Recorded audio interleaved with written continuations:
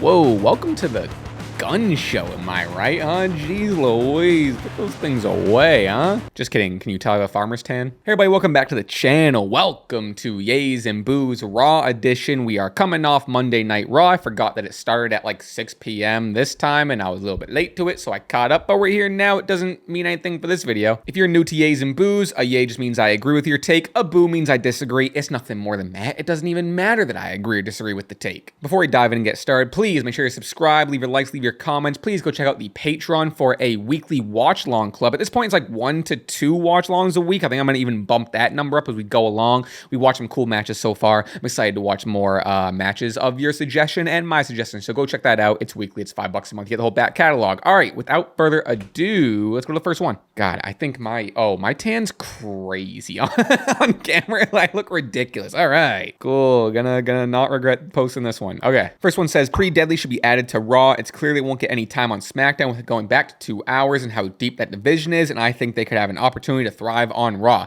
They're barely even getting the time when it's currently, or as it's been currently 3 hours. This is getting a yay as a Pretty Deadly fan, as a Pretty Deadly stan. They should be getting more time. I don't know why there was such a, I would argue, integral part to that SmackDown tag division as well as Los Garzas were, and then once like Fraxium came over and then the Y6 came over, for some reason they just like replaced Pretty Deadly and Los Garzas, and then like they were like 2 great parts of the tag team division. I'll talk, this is about Pretty Deadly specifically, so talk about them, but like they're amazing. They just haven't been given the time, and I thought that inclusion in the SmackDown tag division was kind of gonna like bump them up into the, well, I don't want to say stratosphere, but bump them up into where the rest of the division is getting recognized. And as they're flip-flopping the titles and bouncing those around for a hot minute, I thought, hey, this is a good opportunity to give Pretty Deadly a week or 2 run, and then they get them back and they lose them, and they get them back and they lose them. So I don't know, but I agree, as the Raw tag team division isn't great, as we'll probably talk about. I mean, like Finn and JD versus New Day was great. I think we'll kind of talk about New Day losing their titles in a little bit, but yeah, having an established tag team along with those 2 teams to fight for those titles would be great. Do I see them winning them? Unfortunately, no. I think Finn and JD are kind of have a firm grasp on them,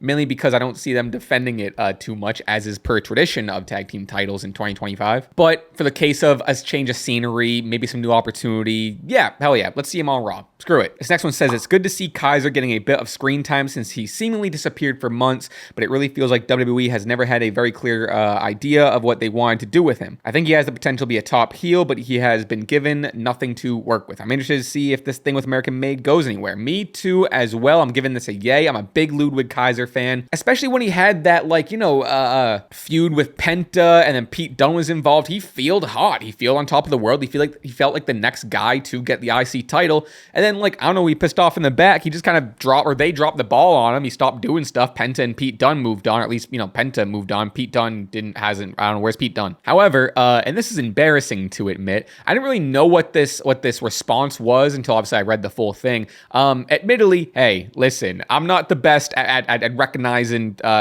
people, I guess. Admittedly, this is how I found out that it was Ludwig Kaiser as El Grande. I'm just being honest. You know me. Hey, listen, this channel and this all built on honesty and being open with each other. And hey, I mean, I guess everyone else on the internet really clocked it and was like, oh, I recognize those pecs. He's tall. He's like as tall as Julius. So yeah, it took this to Rose. Oh, he's in the, so yeah. With that said, I hope this does pay off as a El Grande versus El Grande or El Grande versus Chad match. That'd be pretty sick. We can finally get Ludwig Kaiser back. So did I give this a yay already? If not, I'm giving this a yay, obviously. Besides like the fun feud with Penta, like I mentioned, it does seem like, I mean, even including that, it does seem like since the divorce with Gunther, he's just kind of hasn't had direction. I agree. I think he can be a very great top heel, kind of that scary, calm demeanor guy that snaps when the bell rings. I mean, it is kind of what Gunther is, but he would thrive in the mid card. Now, I don't know why he's not in there more. So yeah. All right, moving on. All right, next one says Rhea getting another, all caps, title shot for Io again is ridiculous. She's already lost to her, and Io hasn't defended the title since WrestleMania. People were getting tired of Charlotte getting hand title shots, but now it seems like Rhea is becoming Charlotte 2.0. All right, I disagree with a lot of what you're saying. I don't think Rhea is a Charlotte 2.0. Not that you called her Rhea Hogan. Like, that's kind of, what she's being called online for some reason. I disagree with that. And as a Rhea Ripley fan, I am even a little, and a defender of her as of recent, of yeah, of course she's on TV. She's one of the biggest stars in the company. She's one of the most talented, if not the most talented on the roster. Well, the most talented Io Sky, but she's like right up there in the top 5. So why wouldn't she be on TV, and why wouldn't people be happy to see her on TV? I still don't really know the answer to that. However, like I said, as a Rhea fan, I can even admit, like, why? It does feel a little shoehorned. I mean, at bare minimum, it is like, the best versus the best, like, fine. I like that they have history together, they're buddies, and it's, Rhea being like, hey, like, even though I have respect for you and da-da-da, you asked for this, I'm gonna kick your ass and, blah, blah, blah, and even though you're my friend, and, bye-bye, Io. It does, though, make you wonder what the direction was before Liv got injured, right? The rumor was that it was gonna be Liv and Io for the title at Night of Champions. Was Liv gonna win that and then proceed to feud with Rhea Ripley? That would kind of make more sense. I mean, sure, I'm sure people would still have a problem with Rhea being in the title scene like that, but you do have that more recent and more deeper storyline between Liv and Rhea, and now adding in for the title held by Liv is like, cool and full circle and blah, blah. And also, just as much as I'm a Rhea fan, I'm also an Io Sky fan. And like you said, Io hasn't defended her title since WrestleMania, and I've also been an advocate of like, hey, let's get Io wrestling again. How come Io's not wrestling all the time, defending the title all the time? Like, she's a great fighting champ, and she should be booked like one, and I feel like she wants to be one, and for some reason that's not the case. So as an Io fan, I am just glad that Io is wrestling and defending the title. I'm not excited for the result. I don't know. I'm nervous. If I had my predictions, I'm not happy about it, but I don't know if I'm predicting it right now. It's not, I don't know. So I guess, okay, even though I just said all that, I do have to just give this like the slightest boo, because like ultimately I'm not as upset as a lot of people. And sure, I get and even empathize with the kind of eye roll of it. It does seem like the easy answer of like, hey, Io needs a opponent at Evolution. Liv Morgan's out. I'm sure plans got messed up, like I said. Let's throw Rhea in there. They're both on top. It's an easy answer.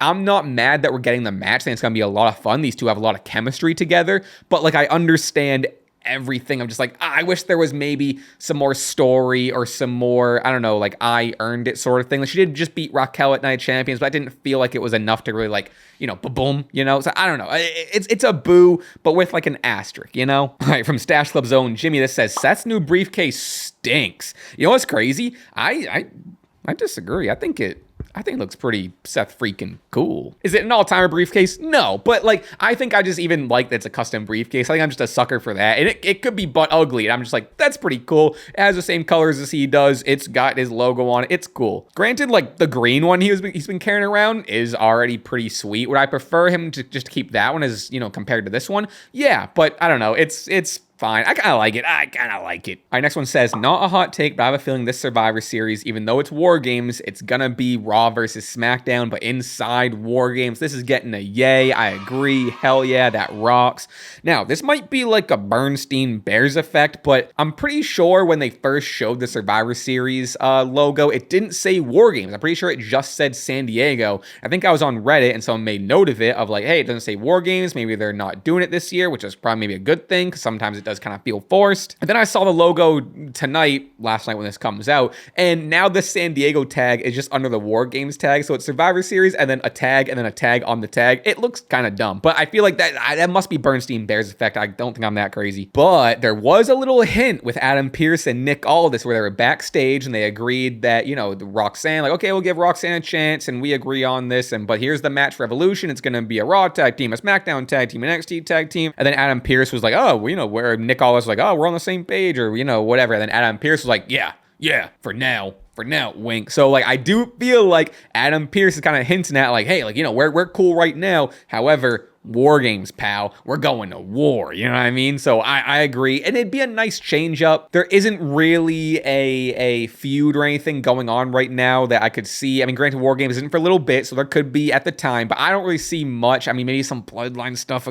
and I don't know. I think nice change of pace this year. Do Raw versus SmackDown. It'd be fun. You can kind of have like interchanging feuds within it, I guess. Can they coexist? Because what's cool about that is you can have, feuds on the team. And you do have like the real coexist thing. You're doing this for your brand. They're all wearing the SmackDown and Raw t-shirts and the color coordinating. It's cute. It's a good time, but I'm a fan of that. This is getting a yay. This next take says, I could not be more happy to see Corey Graves over Pat McAfee the past 3 weeks. This is getting a yay. I don't have much to say about it. This is less like negative about Pat. We're like, sure, I I am kind of also in the camp of like, sometimes Pat is like too much for me. I'm not super upset that we're maybe getting a break from Pat, right? This is mainly a yay, just to give Corey Graves his flowers. He's great. He's always getting better and better. I feel like every single year he just gets more impressive and more impressive, especially in like a few instances where he's had to carry. What was it? He's on the Worlds Collide. He kind of had to do a little bit of a carry job. So yeah, Corey's great. Flowers. Yeah. Yep. Yeah, moving on. This next one says, I'm having a tough time getting excited for Goldberg's retirement match. Frankly, don't call me Frank. That's not the joke. Shirley, that's the joke. Don't call me Shirley. Don't call me late for dinner.